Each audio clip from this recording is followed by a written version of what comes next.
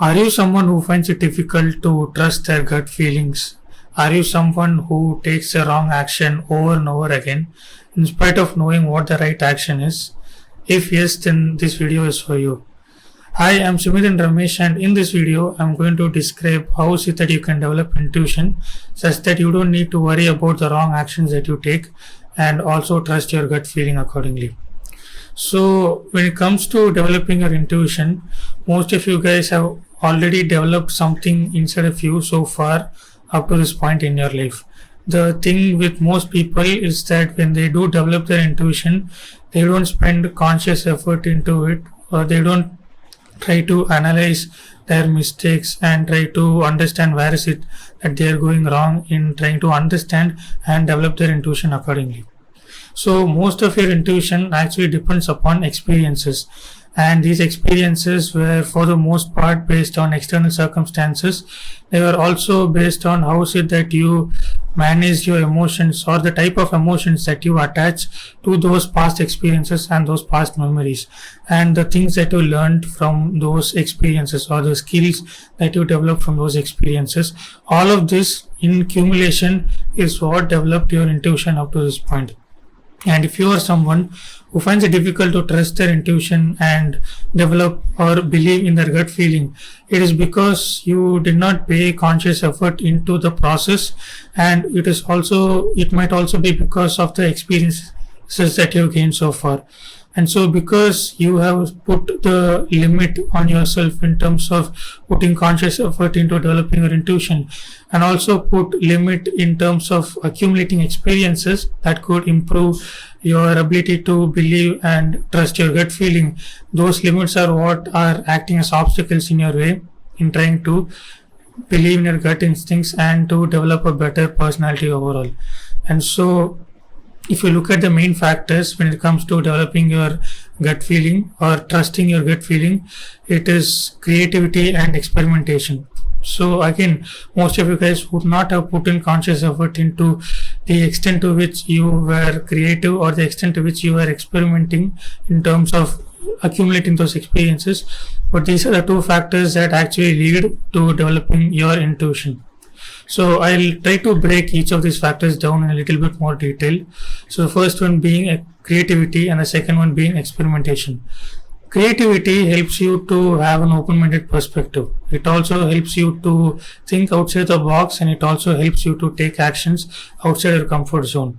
And when you take actions outside your comfort zone, not only do you take actions in a variety or in a varied manner, you also tend to look at each of those actions and figure out what works for you and what doesn't work for you.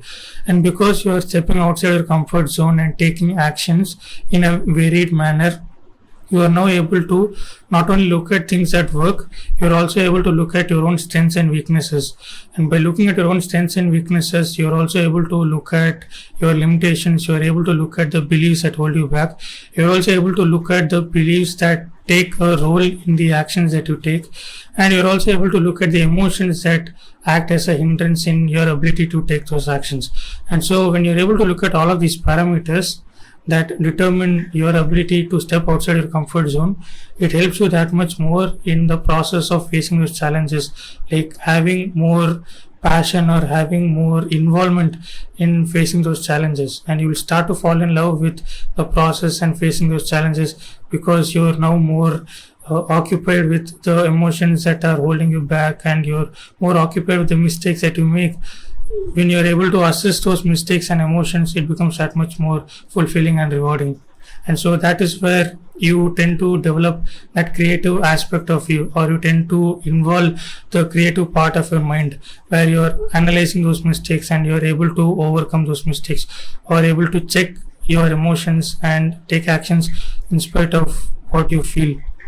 So That is a creative side of it, and the experimentation side of it is where you essentially take those actions, and you take actions in such a manner that you realize what actions can be taken in the first place.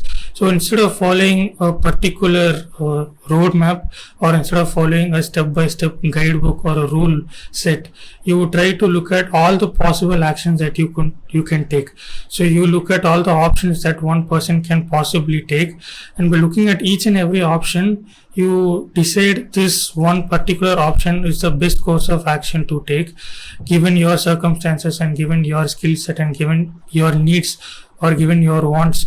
And so you choose that one particular option, or you choose that one particular action, and you take that action instead of listening to some other person's advice or following this one particular guidebook because someone told you to follow that guidebook, and you never spent any time using your own critical thinking skills to look at different options, or you never spent any time attaching your own emotional investment or your own understanding to that guidebook that you are following.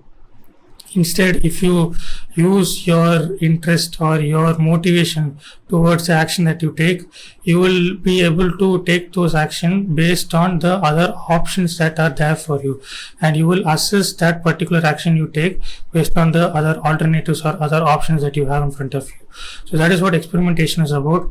It is about looking at all possible options or all possible actions and choosing the best course of action for your needs and your circumstances. And so if you are able to look into both of these factors, the first one being creativity and the second one being experimentation, it helps you that much more in trying to look at what your problems are, and it helps you that much more in trying to develop an action sequence, which in turn develops your intuition. So your action sequence here is based on an instinct, or it could be based on a subconscious thought or subconscious principle that you have developed in your life as well, or you can develop later on in your life as well. But that action sequence, which is based on an instinct or a subconscious thought, is what develops intuition. And if you want to develop the best action sequence as possible, you have to look at these main factors and follow a step-by-step process in order to develop your intuition. So one of the biggest challenges that you will face in order to develop your intuition is challenging your own beliefs. And the part in which where you challenge your own beliefs is not so much about the logical aspects of it or the rational aspects of it. It is more so about the emotional investments that you have to your beliefs, and it is more so of the emotional investments that you have to your ego or your identity. And when you confront your emotional investments to your ego or your identity or your beliefs, that is where you need to overcome those emotions that you have attached to them and be able to develop your intuition, or be able to challenge existing action patterns that you have, such that you can develop newer action sequences. And when you develop different newer action sequences, as in when you change your old habits and break your bad habits and develop good habits, it helps you that much more in making changes in the long term. And so that will be one of the biggest challenges that you will face from the moment you start, all through the entire process of trying to develop your intuition and trying to improve your personality overall. And so the challenges that you will face will also be from other people. It will also be from external circumstances that are trying to put you down, that are trying to demotivate you, and you need to be able to face those challenges and still be able to look at what mistakes you're making and develop your intuition accordingly. So in my opinion, the 5-step process that I would recommend you guys to follow, which is not exactly a guidebook, it is just a process or a reference that you can use in order to develop your intuition, is as follows. The first step is to practice mindfulness. The reason as to why practicing mindfulness will help is because if you practice mindfulness, you will be able to develop a higher awareness of your own problems and your own emotions. And when you have a higher awareness of your problems and emotions, it helps you that much more in being able to assess it to the best extent possible.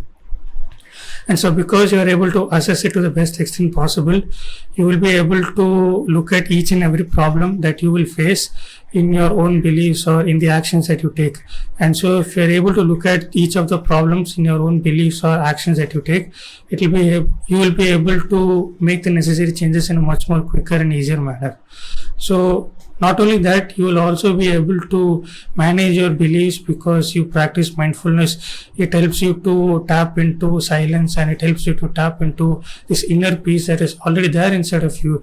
And so it will be much more easier for you to make changes to your beliefs or get rid of beliefs altogether, simply because you are more mindful as a person.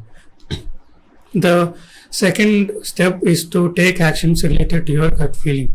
So now, having practiced mindfulness and now having improved your awareness, if you take actions related to your gut feeling, you now are taking that necessary step in developing your intuition.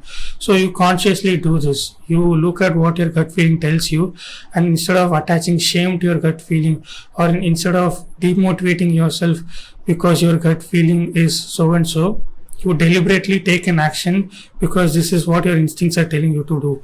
This is what your gut feeling is telling you to do.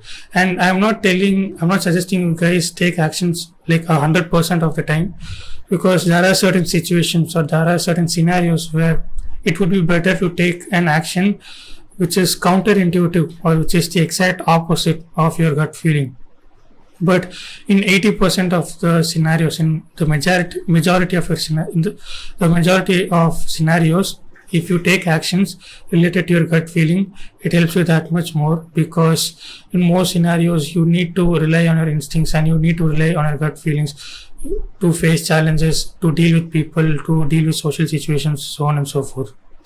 The third step is to question the feelings that you have in order to check the results. So the feelings that are attached to the actions that you take and the feelings that are attached to the gut feelings or the instincts, if you are able to question those feelings and apply critical thinking to it, not only would you be able to look at the problems that you face, but you would also be able to look at the outcomes and the results that you get. And when you're able to look at the outcomes and the results that you get, you will be able to assess the results and be able to make necessary changes as and when you need to make them.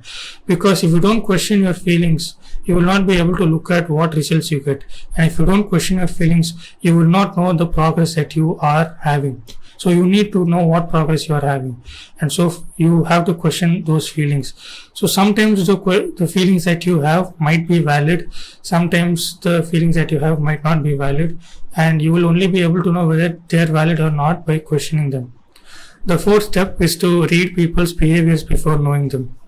So this is something that you do by stepping outside your comfort zone and putting yourself in different social scenarios or social situations where you say you're trying to talk with someone who's a complete stranger, or even if you're trying to interact with people in your own social circle. If you're able to read people's behaviors or their mannerisms before even starting to have the conversation with them, whether it be someone in your social circle or a complete stranger, it helps you to rely or try to develop that skill of relying on your gut feeling or relying on your intuition, because you are now trying to read their behaviors and mannerisms based on your gut feelings and based on your intuition. And so the more you do it, the more you will be able to develop your intuition. And there are certain instincts or certain intuitions or certain gut feelings that all of us have as human beings that help us to have better interactions with other human beings. And so this, in my opinion, is a crucial step in developing our intuition, because most of our already existing instincts are based on our ability to interact with other people and our ability to be better social creatures. So the fifth and final step would be to keep experimenting in a creative manner. So having done all these four, where you practice mindfulness and develop a higher awareness, you take actions related to your gut feeling, you question the feelings, and you also read people's behaviors and develop that skill.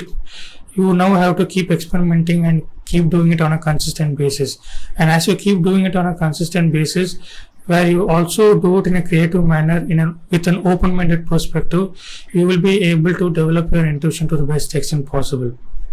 Now, I'm not saying you will be perfect by following this process. I'm not saying you won't be making any mistakes at all.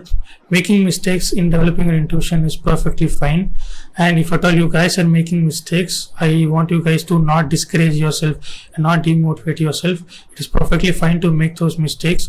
So long as you know what mistakes you're making, it is that much more better. And what I can tell you guys is that if you do follow this process, compared to who you were before, or compared to someone who's not following a process, you will be able to develop your intuitions in a better manner, and you will be able to develop your intuitions in a quicker process or in a quicker pace. You, compared to who you were before, you might have developed your intuition to say 40%. Now, having followed this 5-step process, you might be able to develop it to like 60% or even 80% or even 90%, because you know that this process is what you're following, and you know that you're putting conscious effort in developing your intuition. You will be able to develop it to the best extent possible. If you guys found this video helpful, please comment below. If you guys disagreed upon something that I said in this video, please comment below that as well. And if you feel like this video might benefit someone else, feel free to share this video with them and have discussions with them based on what is it that I said or taught in this video for you guys. And thank you for watching.